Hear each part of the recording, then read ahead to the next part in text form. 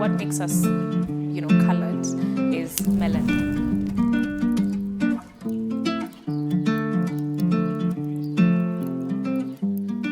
Okay, this question is always so difficult to answer for me. I am a licensed esthetician, a serial entrepreneur, and most importantly, a mom. I'm very afraid of spiders, like a very irrational fear of spiders. If I see a spider in a room, I'm out.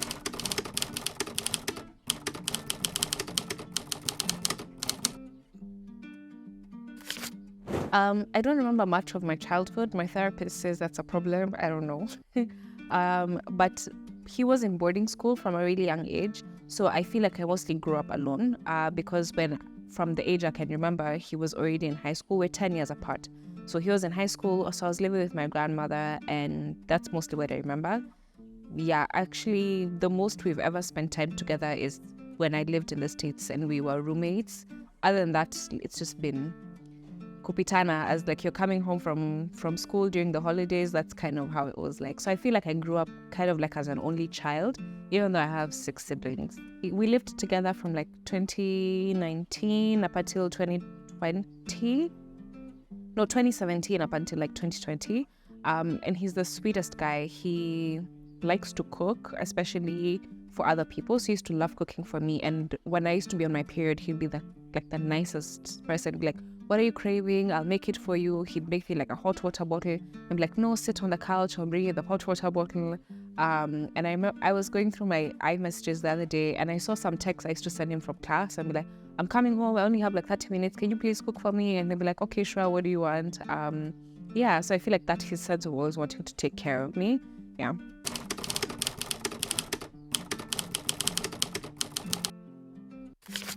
Wow. I think maybe I was picked for such roles because of my outspokenness. I think in certain environments I thrive and I'm very outspoken. And I'm also, how can I say this? Like, I guess it's a bad thing and a good thing. I tend to want to be agreeable with people. Like, I get along with most people. So maybe that's why I easily fell into positions of leadership. And I'm someone who, like, I have a lot of initiative. Like, I take up initiative to do things. And I guess that helped me to put me in a position of leadership. And I'm someone who believes in leading by example and leading with other people. Not like, okay, I'm the boss, do this, do that, do this, do that. Yeah. And one of my biggest principles, which I'm sort of unlearning in some ways, is everything that I expect my team to do is things that I would do and regularly do myself. So when I used to go to the store every day, when the store gets busy, I'm on the ground, I'm serving clients, I'm packing orders, nothing is above me. So I left my employees to see that what I expect of them is things that I also are willing and able to do. Yeah.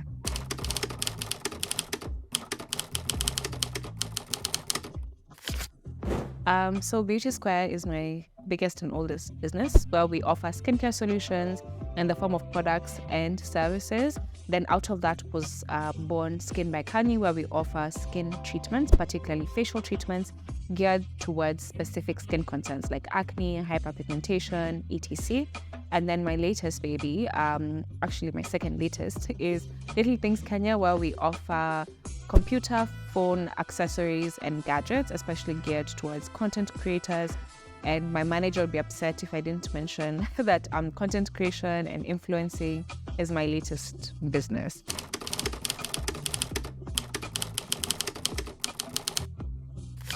I remember when I was young, when my brother was a teenager, maybe like 17, 18, he had really bad acne. And I remember going with him to like dermatologists and us going to like town and pharmacists and looking for products for him and medication. And I used to make fun of him and be like, you have bad skin, my skin flawless. And then when I was his age, hormones humbled me as well. So when I moved to the States for uni, my skin just did not like that transition. So the cold paired with the difference in, environment, and also the fact that I was just not taking care of my skin, I also got pretty bad acne. And it really, really took a toll on my self-esteem. Because of that, my first semester in uni, I was a loner. I used to go to class, go to work, my dorm room. Class, work, dorm room. I tried not to be around people because I felt like when I was around people, that's all they saw was the acne. And I was really self-conscious. So eventually, I learned how to take care of my skin. and I was able to fix my issues, and I'm better able to manage them now. So at first, when I started getting the acne, I was on Pinterest at the time, was the go-to for like skin advice. Please don't. So I was doing everything everyone was saying, the Aztec mask, the coconut oil, the shea butter, the black soap. I was doing all of that, and it just wasn't working. And it felt like I was just doing random things that everyone was saying. This fuck told me try this. This fuck told me try this. And so I feel like the light bulb moment was in 2019 when I came across Black skincare Twitter, and basically it's just a space where Black estheticians were talking about skincare and how to actually take care of your skin. So they were explaining that there is a method to how you care for different concerns. I like to say, just like math, to find out the area of a square, there is a formula. The area of a rectangle, there's a formula. So no matter the size of the square, it's the same formula. So the same thing when it comes to like treating acne, there is a formula of different ingredients to reach for, and the same for like dark spots, etc. So once I started understanding that, I started implementing it. I was like, whoa, this is working. Then I also went to see an esthetician who was also Kenyan but practicing in New York. And when I was talking to her, I was like, oh my goodness, like it makes sense now. And I'm a learner and I love to share what I've learned. And that's how I started sharing skincare bits on Instagram, and people are really relating. And it was also clicking for them. Like, I didn't know that. Thank you. So once I was teaching the formula and people were able to grasp that and implement it for themselves, that's kind of how it picked up and grew. But thankfully now there's a lot more access to information. Unfortunately, that means misinformation is used just as much as correct information. But I feel like if you're diligent about it, you can sit down and like figure out what's right and what doesn't make sense.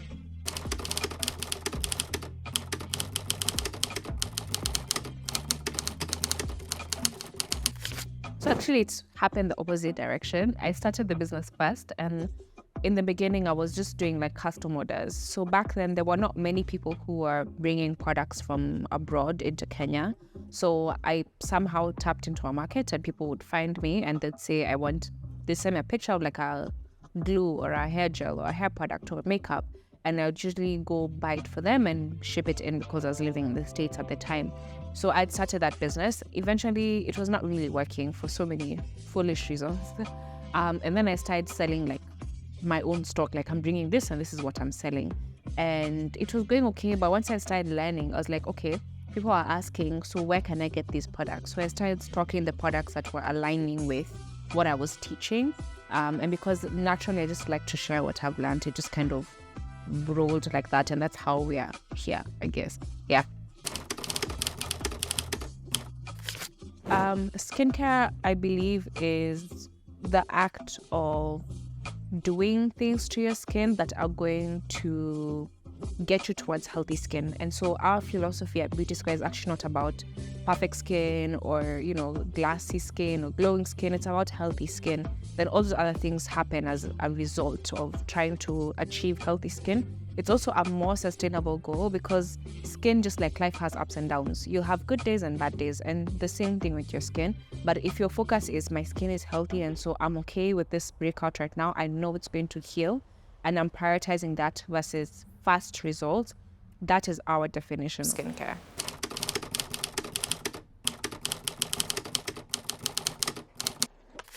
So it's kind of like if you break your leg, right?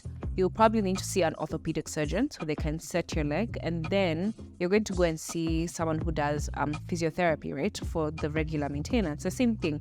Dermatology is medicine. Like, it's medicine. They diagnose and treat skin conditions.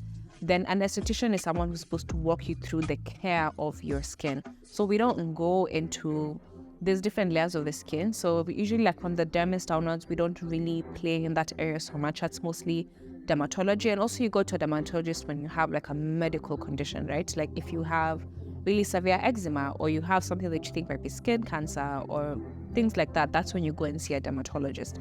Unfortunately, in today's day and age, I feel that we've blurred the lines, and sometimes we take certain concerns that might not need a dermatologist to them. And because skincare is popular, there's been a really big uptake in dermatologists doing skincare. But my advice would be, if your concern is not severe, try to take care of your skin first, because a lot of people are not even there yet. You're not even washing your face every day, and you're trying to treat dark spots by going to a dermatologist. They will give you treatments, but not all of them are conversant in the day-to-day skin care, because you have to understand in dermatology, they mostly delve into the medicinal side of skin. And so we are trained in the care of skin on the day-to-day basis. Yes.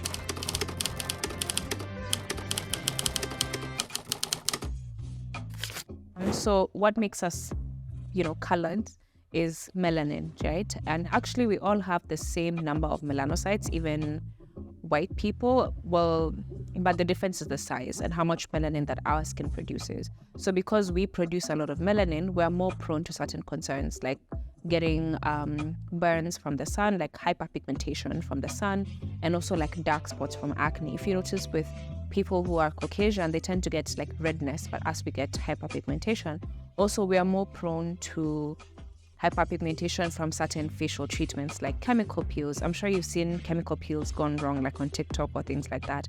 So for us, we're more prone to those issues. Also because of melanin, we age a lot better than people who don't produce as much melanin. I would say those are the main differences. But when it comes to the basic care, not so much.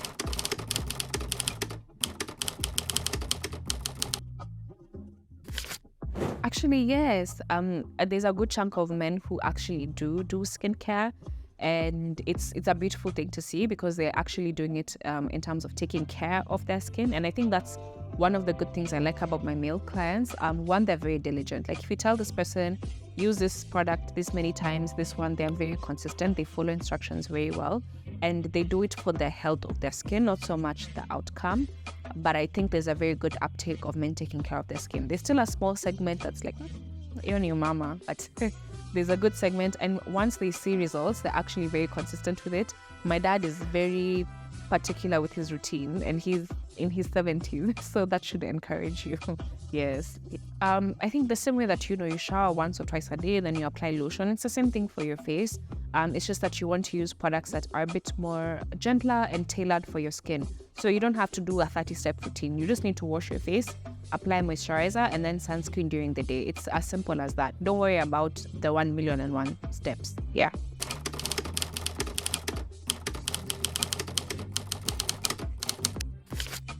Being able to delegate certain tasks in my business. So I have an operations manager now, which having to go on maternity leave forced me into doing.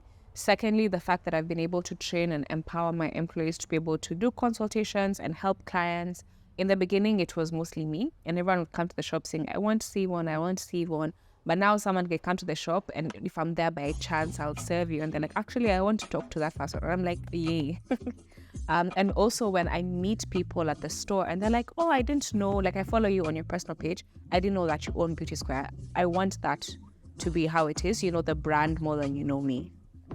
My biggest L is discovering that there was theft happening in my business and losses in the millions. That I think was definitely the roughest period for me. And I didn't realize what was happening until like many, many, many months later. I was just realizing the symptoms. Like I feel like there's no cash flow in the business. I keep injecting money, but like the stock is not improving. And like ideally, if I'm buying something for a certain amount and I'm making a profit, if I'm reinvesting everything, at some point the stock should be increasing, but it's lessening. And so it was a very rough time. And when I discovered, it was also a heartbreak because I really invest in the people who work in my business, and to think you could trust someone and then realize that they were going behind your back. And there are many moments where they were looking at you and like laughing at you on the inside. It was really heartbreaking. Yeah. But it was an important lesson to learn because it taught me about systems. And generally, I'm an overly trusting person. So it's taught me to reserve my trust to a sense and have checks and balances for everyone. Even if I feel like, I trust you 100%, there's always checks and balances. Yeah.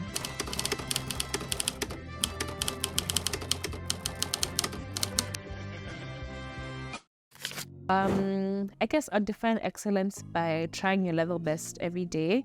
And I don't think that there's such a thing as like perfection, but trying your level best every day and doing your best to give your customer value. Yeah.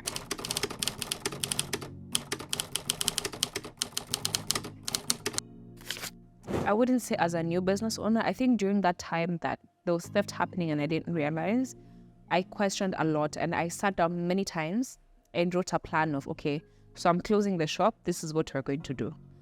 Many times, those were the moments where I just questioned everything. I was like, am I even making money? Am I just wasting my time?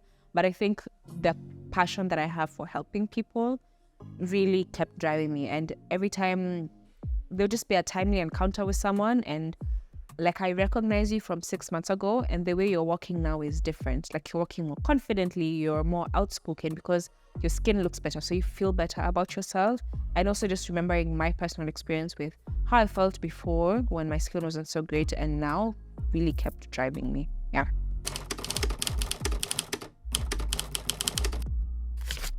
Extremely pivotal, because social media is kind of like free marketing in a sense, because before social media you needed TV ads or radio ads or billboards to access people, but the number of eyeballs you're able to get to social media are like a lot compared to what you'd have to invest before.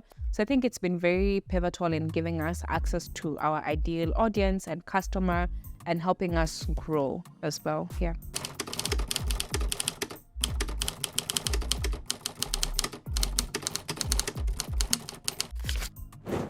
Well, let me start by saying the money required. The cost definitely to running a physical location is high. And also because you have a physical location, you need a number of staff on board. And because we have a lot of workload, so we need a number of staff. There's rent, there's electricity, there is government compliance. When you're online, it's like you don't really have as many expenses unless you have, employees. So you mostly can just focus on your product selection. And I feel it was a lot easier to manage then. But Kenyans are very much like, I want to touch and feel and confirm. And some people prefer to come and consult with us in person. So it's definitely increased our clientele, but expenses have also increased. So I definitely envy businesses that are online and have mastered a way to still monetize really well. Yeah.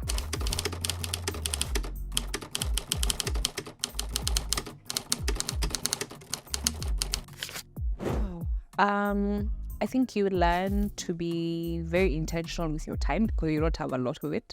So you have to be productive and intentional. But I think also I've come to learn, to really know what's important, and you tend to just want to focus on that. Yeah. Also a lot of communicating with my partner and asking for support where I need it. And I'm very, very on top of my maintenance. My nail appointments, my pedicures, my hair appointments, those things are sacred. So I make time for those, no matter what, because those things just help me feel whole. If I look nice, I'm okay, I can take on problems a lot better. Yeah.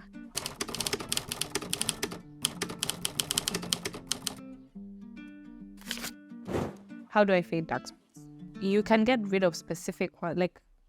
Let me explain. The way I've said skin is like a cycle, right? So if I get a pimple here, once it heals, they leave a dark spot, right? I can eventually fade this one. By the time this one is fading, there's another friend that had grown here a few weeks later. And so you might find you're always in a cycle of healing certain ones, but you can definitely progress from having really bad hyperpigmentation to it being minimal.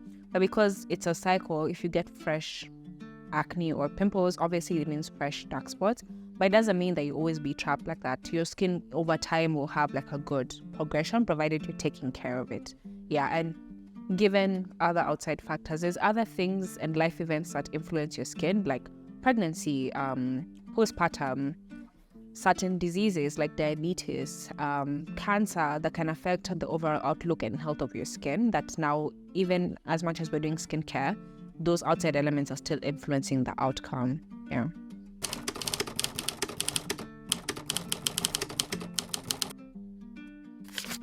Sunscreen. Everybody should wear sunscreen.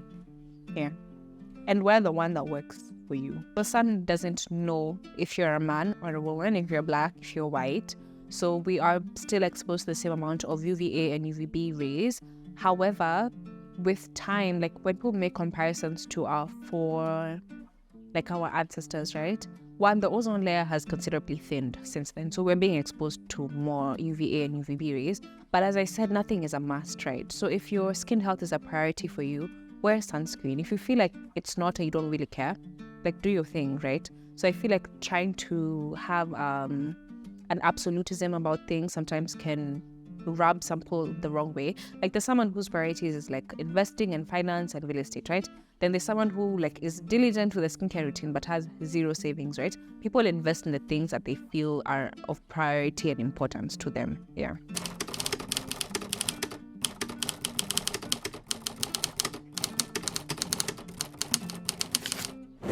I'd say definitely learning about like how to run a successful business and how to scale, if that's what you want, right? Someone just wants a small business and they don't want it to grow, that's also okay. But if you want to scale, learning is really important. So taking courses like Centonomy was really pivotal for me. I'd say also like business coaches. I've gotten like one session with like strategists and like business coaches, and I can see how beneficial it would be to have a business coach, because it's kind of like with fitness, right? Like with a trainer.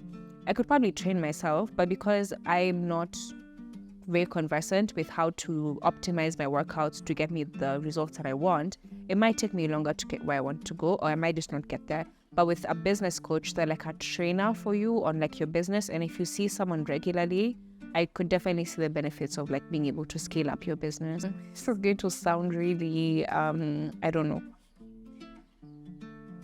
silly, but you know how they say the Lulu is a Sululu? Like genuinely, if you believe in your mind that you can do something, you actually can, like regardless of whatever hurdles you come across.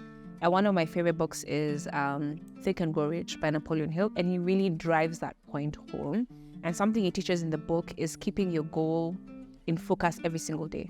So if that means every morning you take 5 minutes and you write down, I want to be in 30 stores in the world in 5 years, every morning, and then you write at least one thing you're doing today to do that, whether it means making a phone call, looking up what cities you want to be in, and you can actually achieve that goal in 5 years. A lot of times we talk ourselves out of what is possible, but I think if you just keep that end goal in mind, you can do anything, because other things you can get, right? If you don't know how to do something, you can learn, or you can outsource that expertise. If you don't have money for your business, you can get it from other places, whether it's grants or loans or something else. So I'd say that would be like the one really pivotal thing here.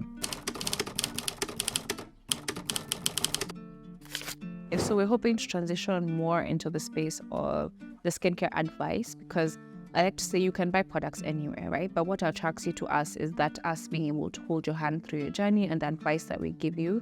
So we're looking to expand on that part of our business and kind of, utilize technology and other resources to be able to spread that service to more people and be able to be more efficient with giving it to our existing clients. Because currently we rely on someone calling you and be like, okay, you bought this 2 weeks ago, how is it going? You bought this a week ago, how is it going? But we're looking to automate those things so that we are able to now, every single client is getting the same kind of follow-up service. Yeah, so I think that's what is our standout factor. So I'll start with like for business and then for entertainment. So for business podcasts, the Founders Podcast is a really good podcast. There is also Working Hard, Hardly Working. There's also, what am I forgetting? There's The African Fireplace by Pani, which is like a Kenyan podcast. So it relates to our environment. There is also the Side Hustle Pro as well. And then TV shows, Shark Tank. I've been watching a lot of Shark Tank lately, and mostly just like big ideas. People are so smart and innovative. For entertainment, I love, what is the name of Jules' podcast? The one about love. I'm forgetting the name. Yeah, so this is Love. Mel Robbins, but like mostly like self-development. There is also, those are the podcasts I can think of. TV shows. I just finished a TV show called Lady in the Lake. So good. Actually, no, it's still running. There's also Presumed Innocent. Really good show. Apple TV shows basically are where it's at. Just go and search which ones they've done. All of them are good, I promise. Yeah.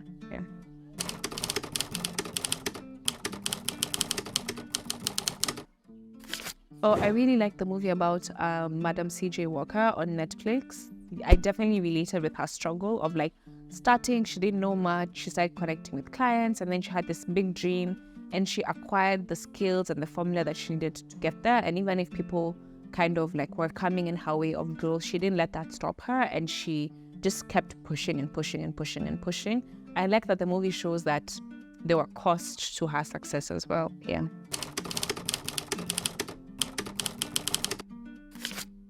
I mean, any like, I feel like cars for sure. Like Mercedes called them, like, we want you on a campaign. I'm like, I'll do it for free. It's fine. Yeah, yes, that. And I think also the podcast that I look up to, like, I would be honored to be featured on, like, the Founders Podcast or these other podcasts about business. Yeah, definitely. Yeah.